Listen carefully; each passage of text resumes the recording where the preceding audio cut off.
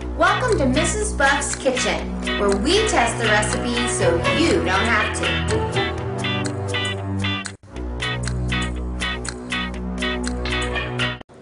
Warning, warning, this is a viewer warning. We are not making a super easy recipe on today's episode. Instead, we're making a kind of easy recipe for our super awesome Thanksgiving special.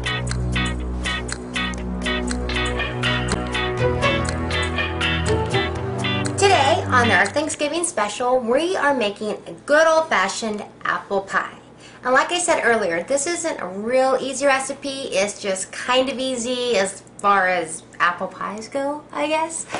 But the first thing we have to do is start with the pie crust. Yes, we are making our own pie crust. No, we're not buying it from the store, but this is a super easy recipe. As you'll see, it only has 3 ingredients, which that's pretty easy, and one of the ingredients is cream cheese. And who doesn't love cream cheese? So let's go ahead and get started and make the super easy, awesome pie crust. Pie crust. Come on, let's do it. For today's super easy pie crust, we will need 1 cup of flour, a half a cup of butter, and 3 ounces of cream cheese. Okay, so what I'm going to go ahead and do is put all of these ingredients into my mixer here. I'm going to go ahead and cut up the butter into little cubes, little chunks, just so it's easier to get it mixed up. Now my goal here while putting it in the mixer is just to blend it enough to where after it's all combined it looks like a coarse cornmeal with little beads no bigger than peas. Something that I like about this recipe is that usually for pastries there's a lot to deal with. Like first they want you to mix it together and then get your pastry cutter. Who has a pastry cutter? Unless you cook pies all the time, and if you do, you're watching the wrong show, because you're probably not going to learn anything different from me. But if you're like me, where you cook pies like at Thanksgiving and maybe Christmas, or I don't know, for a potluck or something, you don't have a pastry cutter. So this is the best recipe if you're not really a baker per se, but you do have to make a pie every once in a while. Or if you're that bachelor and want to impress your girlfriend, make her an apple pie and you won't even know. That's all I'm saying. Okay, so we'll go ahead and put that in our mixer here. Put in the flour, and then we'll start mixing. Okay, so we're going to go ahead and mix it. I'm going to put it on low. I just have it on stir here. Again, I'm just going to mix it slowly, just enough to where it just resembles, if you look in here, it gets that the butter pieces and cream cheese pieces are no bigger than the size of a pea.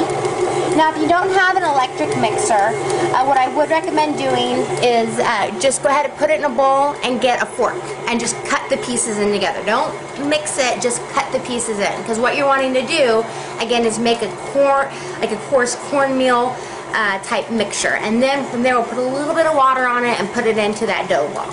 But go ahead and look, we're almost getting there. I like doing this, it's just so much easier than having to deal with it, and you know me and my sticky hands, so it's just easier to do it this way. And as you see, the mixer is doing all the work. Thank you Dad and Jen, for the awesome Christmas present from like 8 years ago. I use it all the time. Okay, so now after we got it all mixed together, you kind of put it together, all that coarse meal, into like a ball, like this, like a dough ball here. Just use your hands and do that. And then you put it in the pan. There's no rolling necessary.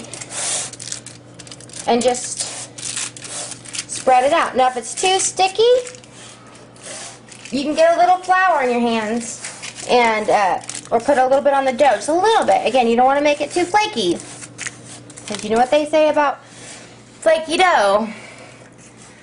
I don't really know what they say about flaky dough, but I know what they say about flaky people, and it's not good. So we'll just not put too much flour on there. But I'm lucky this time. It's not too sticky. So we'll go ahead and just spread that out until it fits the whole pan. And you can use any kind of pie pan. You can buy their disposable kind. Those are the easiest. I just have this old pie pan that I use. I just like to put foil on it because, you know what? It's easier than buying a new pie pan. Who has money for that? You buy a disposable pie pan and then you throw it away. So you're essentially spending all that money just to throw it away. I mean, you've used it, but then you throw it away. It makes no sense. Okay, so now you have your nice pie crust all spread out in your pan. And if you want to have a little fun with it, you can kind of look at your pie crust as a canvas. So if you want to have some fun, you can put little fork marks in the side and cringe your pie crust up the top there. Or sometimes you can do little finger things, pinches. I'm just going to do this fork thing because it's a lot easier. And we are all about easy after all. But just have fun with your pie crust. It doesn't have to be difficult as you see in this recipe. I mean, this is super easy.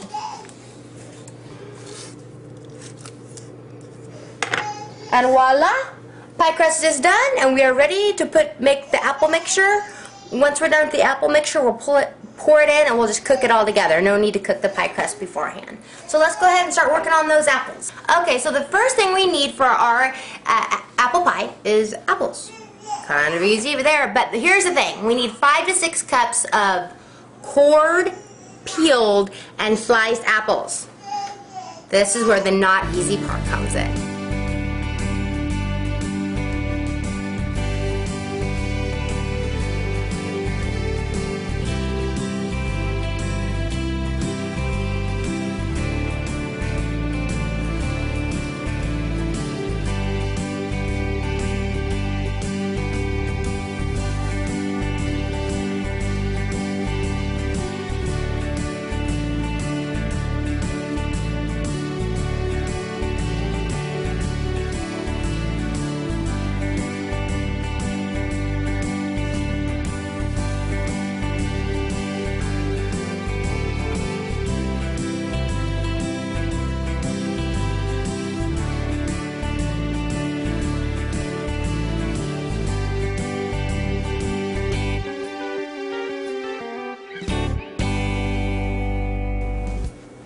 Okay, so as you can see, the apples are cored, peeled, and cut.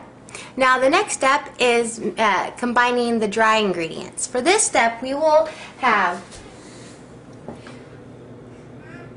a 3/4 cup of sugar, 1/4 cup of light brown sugar, 1 tablespoon of flour, and 1 teaspoon of cinnamon. Okay, so what we're going to go ahead and do is combine these ingredients in a bowl. We're going to go ahead and pour the sugar in, pour the sugars. Then we'll go ahead and dump the flour in. And then we'll go ahead and put the cinnamon in. And I just use a spoon and just a normal old spoon. Mix those up. Another easy way is you just put, if you're like I have, I'm using a little Rubbermaid type container. You can put a lid on it. That's funny. Put a lid on it. And then just shake it up. And that's another good way to mix it up. I like to do this though with the spoon because the brown sugar can get clumpy and the spoon can kind of break up those clumps. We'll go ahead and get that all mixed up.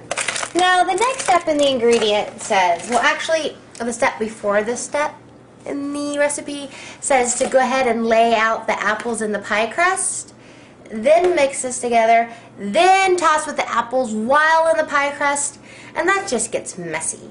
So what I'm going to go ahead and do is combine these sugars together, and then toss with the apples in the bowl here, and then put that in the pie crust, along with the next step, which is the butter and the water. We have to add 1 tablespoon of butter, and that butter needs to be melted, so I'm going to go ahead and put it in this little Pyrex bowl, and I'm going to melt that in the microwave for just a small amount of time, 20-30 seconds. And then we'll also put in a tablespoon of cold water.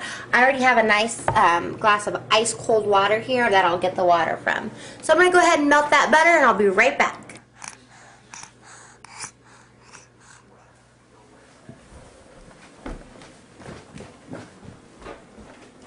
Okay, we just took a break to look at my baby. But now we're going to go ahead and put in the next ingredients, which is 1 tablespoon of melted butter. I had a brain lapse there. I did a Rick Perry. Haha. For you political junkies, you know what that means. Otherwise, just skip that part. So we'll go ahead and put in the melted butter. Ooh, yummy. And it's actually 2 tablespoons of cold water, not 1 like I said earlier. Don't listen to me. Go to my blog. Look at the recipes there. It'll be easier to follow. And plus, you want to print it off. If you want to do this recipe, maybe it's not as cool as I think it is. Maybe you're watching this video and you're thinking, that is not a good recipe. I don't know why she keeps making it. But you'll see the result. It's a pretty good recipe. I wouldn't trick ya. And we don't get to have a taste tester this time because I'm making these pies for Thanksgiving. Okay, so we got this all nice and mixed. All the sugars mixed. Now I'm going to go ahead and dump the sugars in with the apples. And then we're going to toss the apples. Make them nice and cinnamony and sugary. Now I do want to let you know, when I cored and peeled these apples, it took me about 4 apples to get 5 to 6 cups. And these were green Granny Smith apples. I always like to use those when I cook apple pie. I just like the taste. I think it's just a nice, little bit bitter. I like the bitterness combined with the sweetness of the sugars. It's just a good combination. So, okay, they're all nice and tossed. So we're going to go ahead and do the next step, which is put the apples in the pie crust. Now, I'm just going to dump these apples in. Now, for you sneaky Martha Stewart types, if you want to arrange the apples and make it look pretty, go for it. I'm just going to toss it all in because, quite frankly, it all tastes the same. Doesn't matter if they're all in a row. So we're going to go ahead and look at this heaping pile of apples. Don't you just already want to eat it? And it's been so easy, right? Nah, I know, this isn't an easy recipe, but it's a pretty good recipe, so that counts, right? But the pie crust is easy, believe me. When it comes to making homemade pie crust, this takes the cake. The next step in making our apple pie is making the crumbling top. So what we'll want to do is go ahead and get our ingredients together. We will go ahead and have 1/4 cup of sugar, 1/4 cup of brown sugar, 1 teaspoon of cinnamon, and 1 cup of flour. These are our dry ingredients for our crumble top. We'll go ahead and mix those together in a bowl, and we're going to do that right about now. Go ahead and put the sugar in, the crumble, not the crumble, the brown sugar, the cinnamon, and the flour. Doesn't that look so good? Okay, so we're going ahead and mixing this all up. Once again, want to put a lid on it, just do that and shake it up. And that's another good way to mix it up. I don't know why I'm not doing that, to be quite frank. I just think that actually sounds a lot easier. But like I said, we can mush up those brown little things, the brown sugar things. Okay, watch me stir. That's better. Okay, all nice and mixed up. Now we just got to cut in our butter. We're going to use 1/2 cup of softened butter, and we are going to cut that into our dry ingredients here to make our topping. When I say cut that in, you just use your fork and cut it in. Again, we're trying to make a crumble, almost like how we did at the beginning, where you where we made the pastry, where it's kind of crumbly like course meal. And we don't want the pieces any bigger than a pea. So we're just cutting this up with the fork, trying to make it nice and crumbly. Okay, so now it's all nice and crumbly, and we're just going to go ahead and dump this on top of our pie. I recommend putting your pie on, like I'm doing a cutting board or something, because it can get a little messy. Just take your hand and just spread it all over, because this is going to be our topping. And then once we get this all sprinkled on, we're going to go ahead and bake the pie at 425 degrees for 10 minutes. And then we're going to go ahead and reduce the oven to 325 degrees and cook for about an hour more after that. And then once we're done with that, we'll be back to put on the nice glaze. Okay, so once again, we're cooking for 10 minutes at 425 degrees. After 10 minutes, we're going to bring the temperature down to about 325 degrees. So let's go ahead and get that in the oven and cook it for 10 minutes at 425 degrees.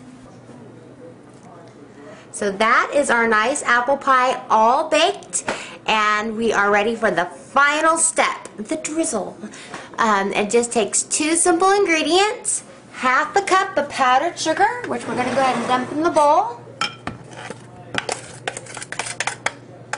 and 2 tablespoons of lemon juice. Just sprinkle that around, mix that up so it's a nice little drizzle.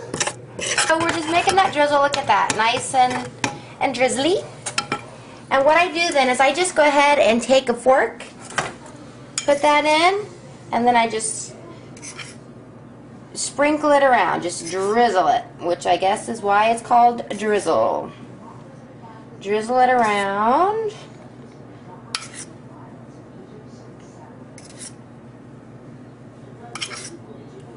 All over. You make nice little designs or just get it all over. Sprinkle it all over there, and we're almost done. Can't you taste that apple pie? Okay, so we're almost done with the drizzle. It's important to note, make sure you put this drizzle on the pie while it's warm. Because that way it helps it kind of stay melted on there and get deep, kind of soak into that crumble we put on there.